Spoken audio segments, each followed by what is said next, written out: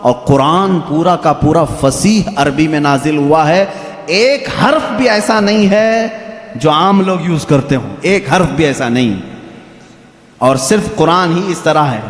اور اسی وجہ سے اللہ رب العزت نے چیلنج پہ چیلنج کیا ہے قرآن پاک میں۔ چیلنج کس کو کہتے ہیں معلوم ہے نا آپ کو؟ لا کر کے دکھاؤ۔ اللہ تعالیٰ نے 4 جگہ پر چیلنج فرمایا۔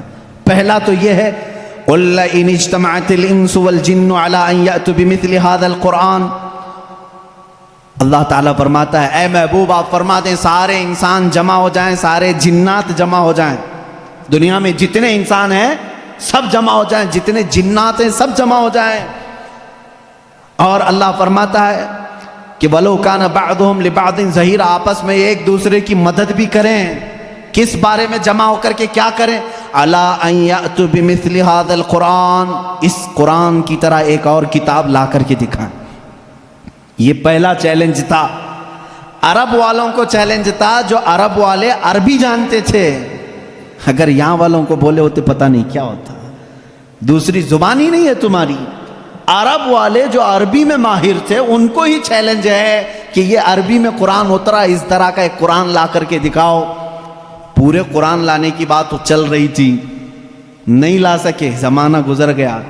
اس کے بعد رب تعالیٰ نے اس چیلنج کو تھوڑا ہلکا کر دیا، کم کر دیا، کہا ام یقولون افطرہ فأتوا بعشر سور مثلہ، یہ اللہ کے کلام پر جھوٹ کہتے ہیں، حضور کو کہتے ہیں شاعر ہے، ساحر ہے، جادوگر ہے۔ اے رسول ان سے کہہ دیں پورا قرآن تو اب تک بنا کے نہیں لا سکے، اس کی 10 صورتیں بنا کر کے لاؤ، اس کے جیسی 10 سورے بنا کر کے لاؤ۔ حضور اکرم صلی اللہ علیہ وسلم نے چیلنج کیا مکہ والوں کو، اور وہ آپس میں چیمی گوئیاں کرتے رہتے تھے، ارے چیلنج تھوڑا ہلکا ہو گیا، اب تو بناؤ، پوری کتاب نہیں 10 سورے بنانا ہے، 114 صورتیں ہیں قرآن کی، اس میں سے 10 صورتوں کی برابر کوئی سورے لے کے آؤ، نہیں لائے۔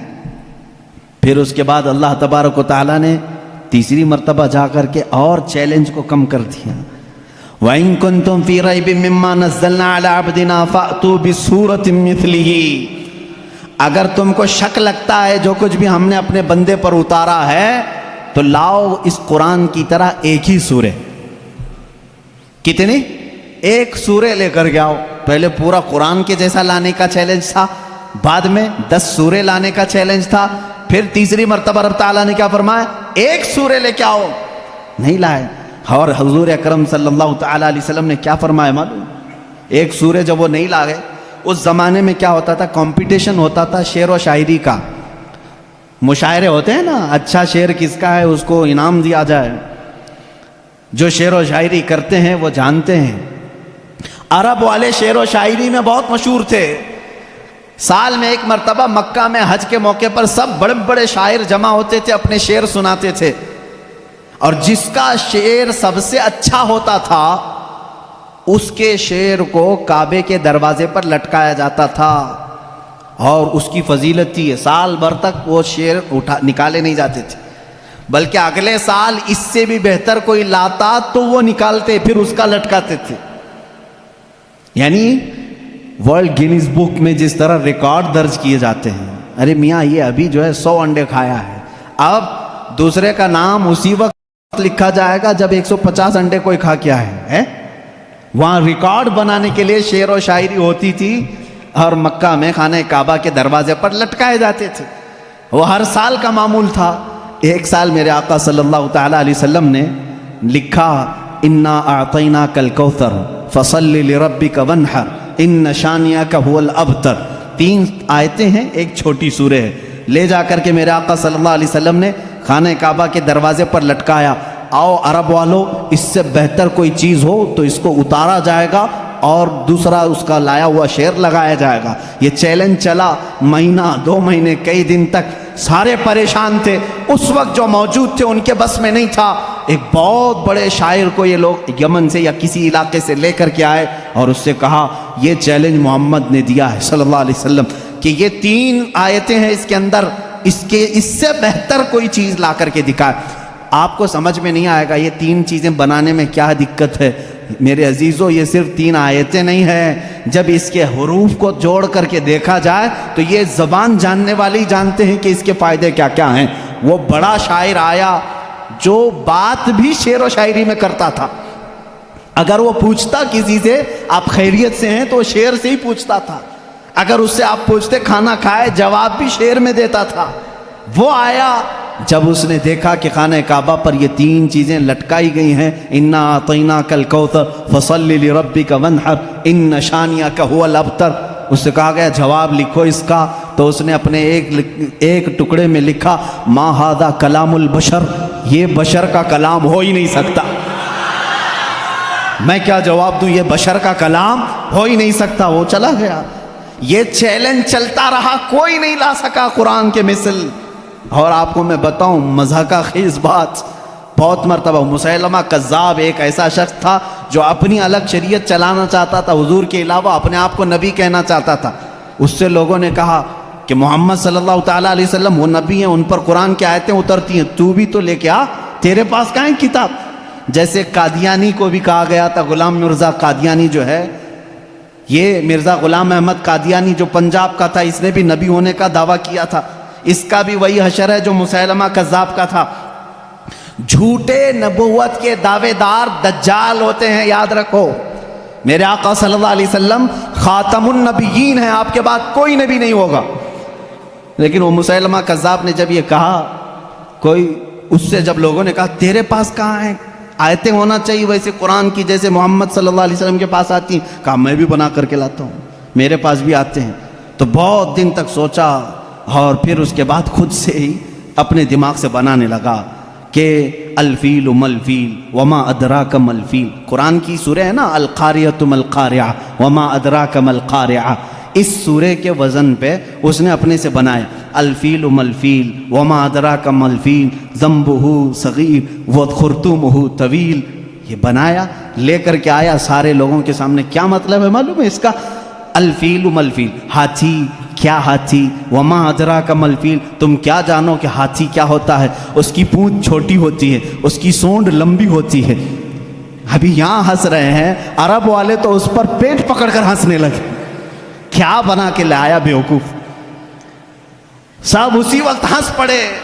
ظاہر سی بات ہے 14 صدیوں کے بعد مسلمان اس کی بات پر ہنس رہے ہیں تو عرب والے کتنا ہنسے ہوں گے۔ گیا بھاگ کر کے، نہیں بنا لا سکا۔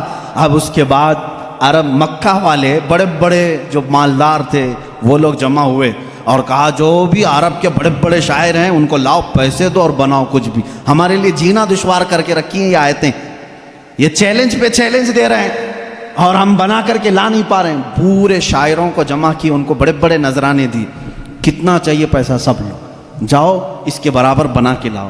وہ سب گئے شاعر اور گئے، کھا پی کر کے موٹے ہوئے، اگلے سال آئے کچھ بھی نہیں لے کے آئے۔ سال بھر ہو گیا، پورے سیٹوں نے پھر کہا لائے نہیں، کہا نہیں، بن ہی نہیں پایا، تھوڑے اور پیسے دے دو اگلے سال بنا کے لائیں گے۔ پھر پیسے ان کے اکاؤنٹ میں جمع ہوئے ہوں گے، اس زمانے میں جو بھی اکاؤنٹ رہا ہو، پھر دیے، جیسے آج شاعروں کو پہلے اکاؤنٹ میں ڈالنا پڑتا ہے، اس لیے میں لفظ اکاؤنٹ کا ذکر کر رہا ہوں۔ ان کو اور پیسے دیے، پھر پیسے لیے اور گئے۔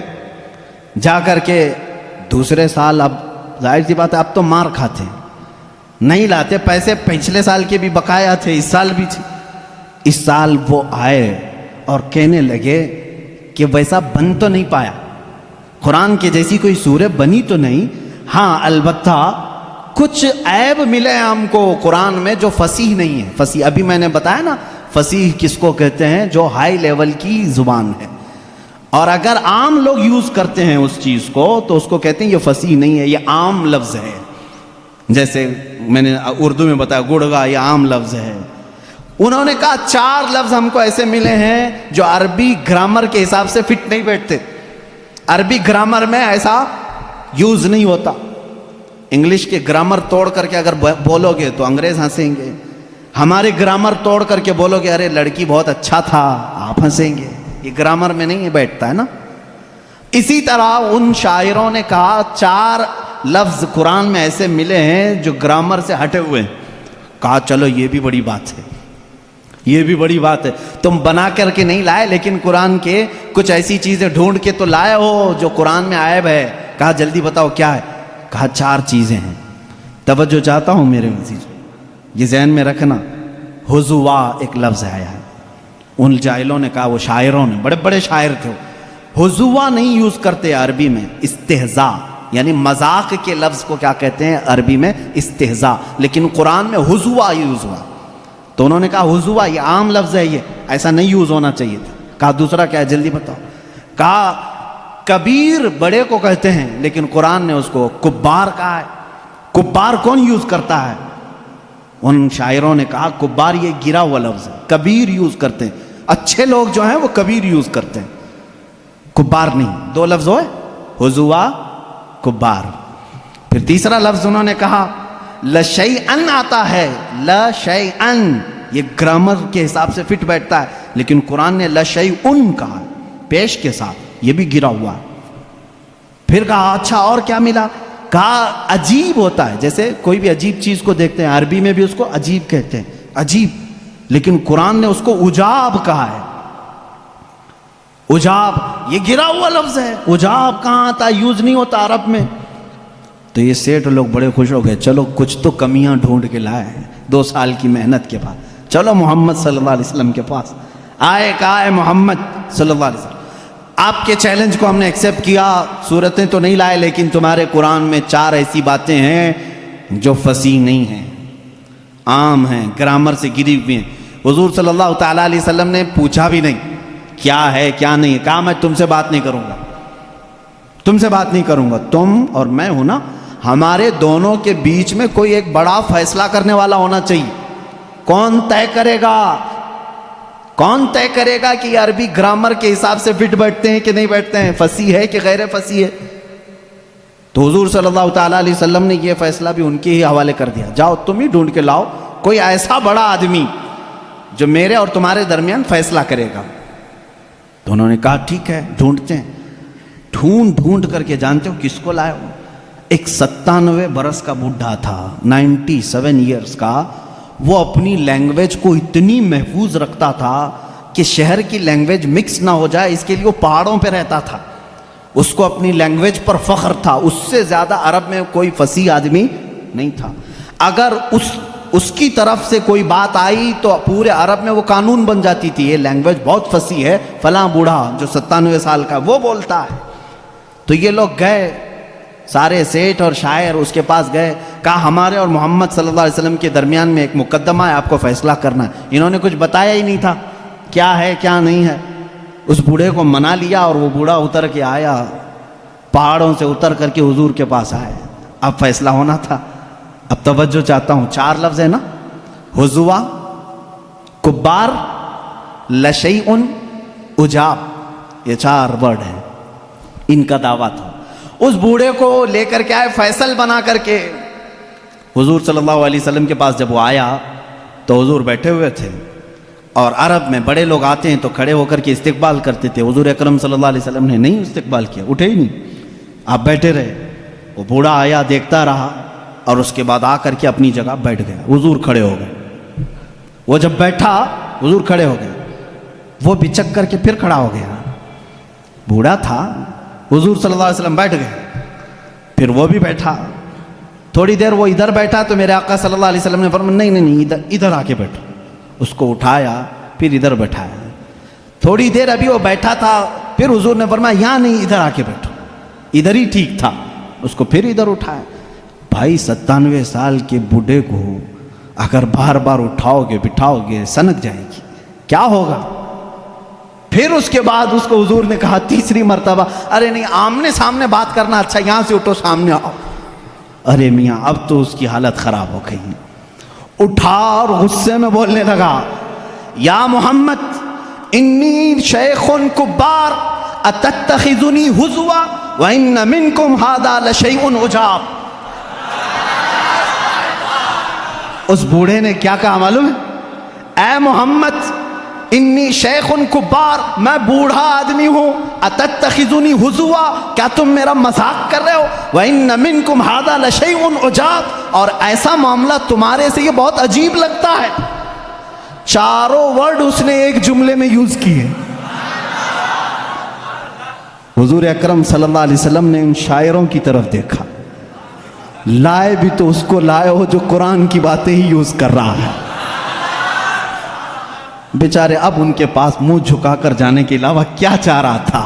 फैसला हो गया उस दिन, ये बूढ़ा जो बात कहता है वो फसीह बात कहता है।